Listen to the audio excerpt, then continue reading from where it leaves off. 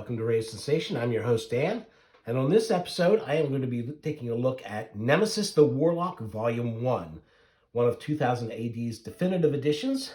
And this comic I became familiar with. I think he was running pretty concurrent with Judge Dredd in 2000 AD. I'm not going to bother to look it up. I just know that they came over, of course, to the U.S.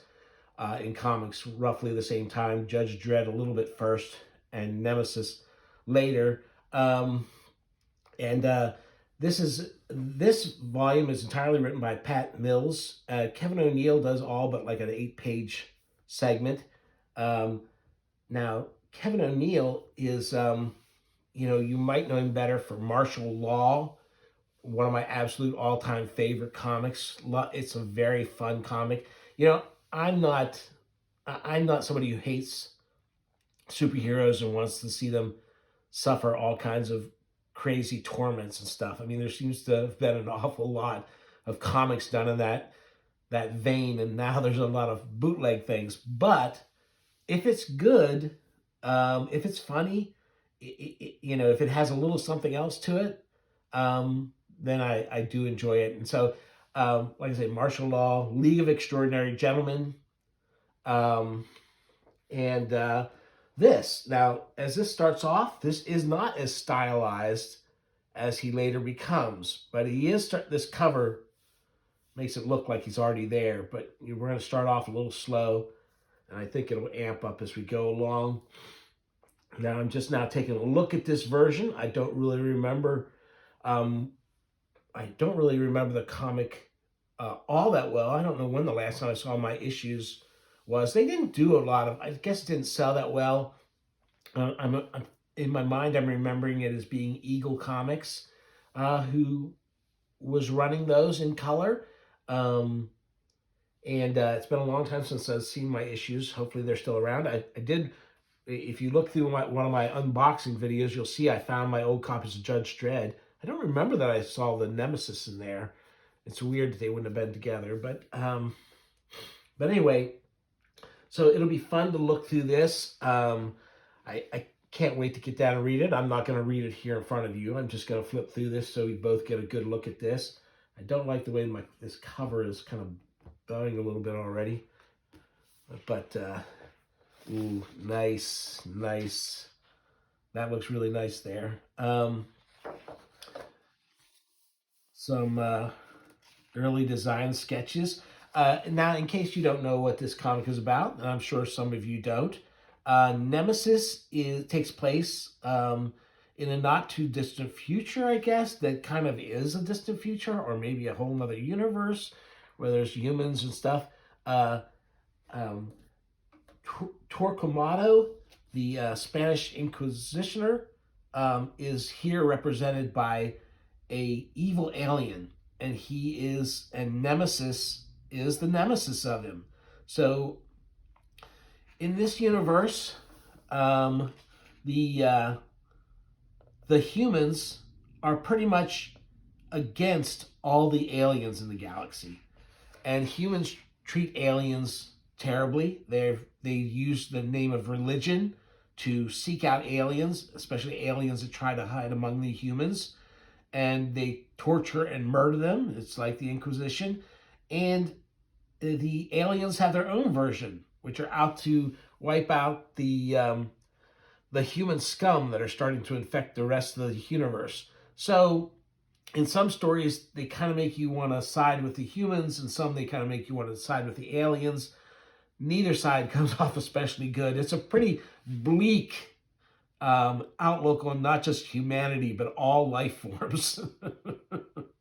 It tends, because it's told from the side of Nemesis, who is an alien, it does tend to fall more on the side of the aliens, though. So,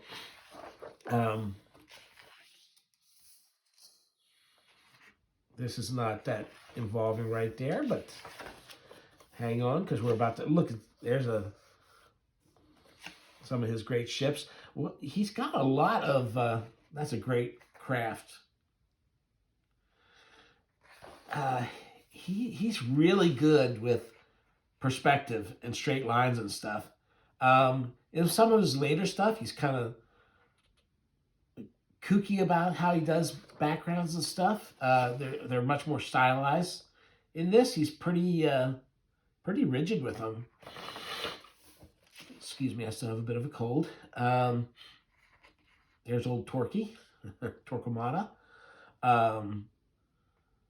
And great work there.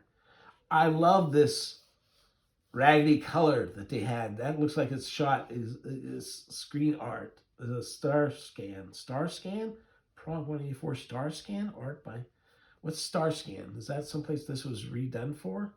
I don't know what that is. I don't know what Star Scan means. I love the art in this. I mean, I love the color in this. That's great.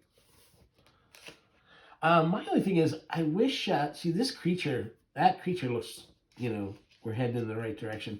There's a little metal aardvark there. All kinds of little, I guess that's would be considered chicken fat. Maybe just background detail.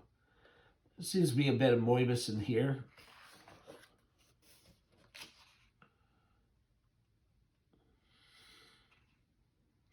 And here we meet a big, strong-jawed human hero. Seems like he's lost an arm in a battle to come and destroy Nemesis. He's got a sword that he says it, now he's kind of like takes a rest for a minute, and he's thinking about, now I will seek Nemesis out, and when I find him, I shall show him no mercy. And while he's doing that, Nemesis grabs the sword and kills him in a second. The aliens that are hearing this are kind of like, I like a story with a happy ending. Great color work there. There's a lot of cool stuff. As with most comics, I'm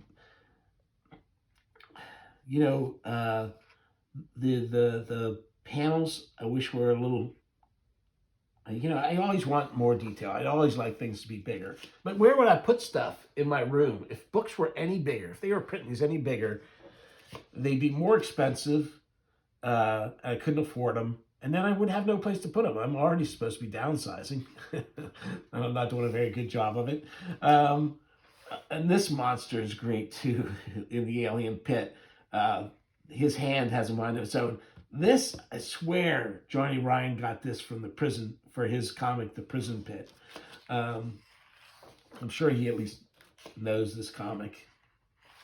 There's a lot of things that I see in Johnny Ryan's stuff. There. See, when I see how good that color looks, it kind of makes me want to see the whole thing colorized. I don't remember the color in the American comic book being spectacular, but I do think I remember liking it. So, all kinds of cool aliens in the background. A lot of his humans look really cartoony and weird.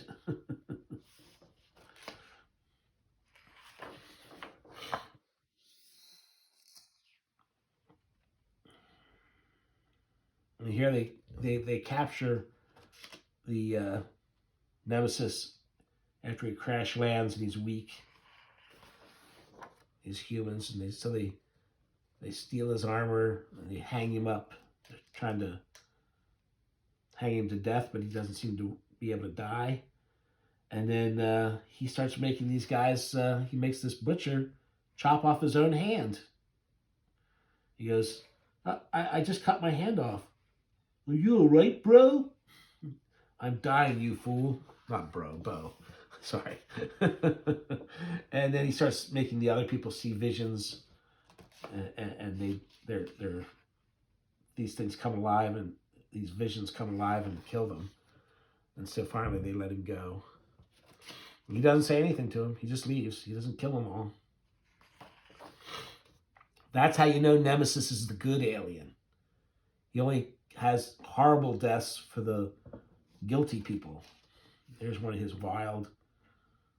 Look at all the lines in that. Look at all the straight lines. Oh my God. Just thinking about doing that page there is crazy. I wonder how long it took him to do that. That's the thing, is he's passed. I wonder if the cartoonist kayfabe guys interviewed him, or if there's something online about him. He's an interesting guy. There's one of those. God, it just comes up with some really weird designs. Man, these are just so many really dynamic images. So many really great. I mean, this is great. Oh, I love. In the midst of what is one of the most bleak and horrible comics. I mean, there is a lot of humor in it. Don't get me wrong, but it's the blackest of humor. Then he puts this dumb little sidekick in there. So, all right. Well, I mean, you get the idea. I think this is a great book. I wish there were more of these color covers. I don't Prague. What is does the Prague? That must mean the issue, but that's not right because there's more. You know, there were more than 230 issues of 2000 AD by then, weren't there? I don't know. Somebody in the comments let me know. Somebody who's more familiar with 2000 AD. I'd appreciate it. Look at that. Great, great stuff. Like I said, there's not very many nice characters to get invested in this. So if you're looking for warm and fuzzy, this ain't it. But at the same time, you know, the humor and the weirdness of it keeps the bleakness from overwhelming you and keeping you from enjoying it. Yeah, I guess these are just the covers, and the Prague must be the issue number. But I thought because it was a weekly, it would have been much higher numbers than that.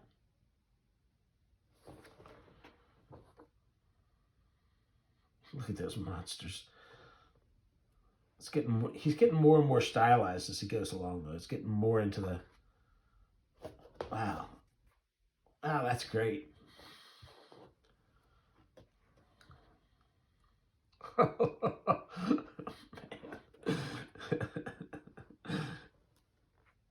Anyway, you get the idea. There's the guy with the talking hands, talking monster hands. Anyway, so there you go. This is volume 1. I can't wait for more adventures.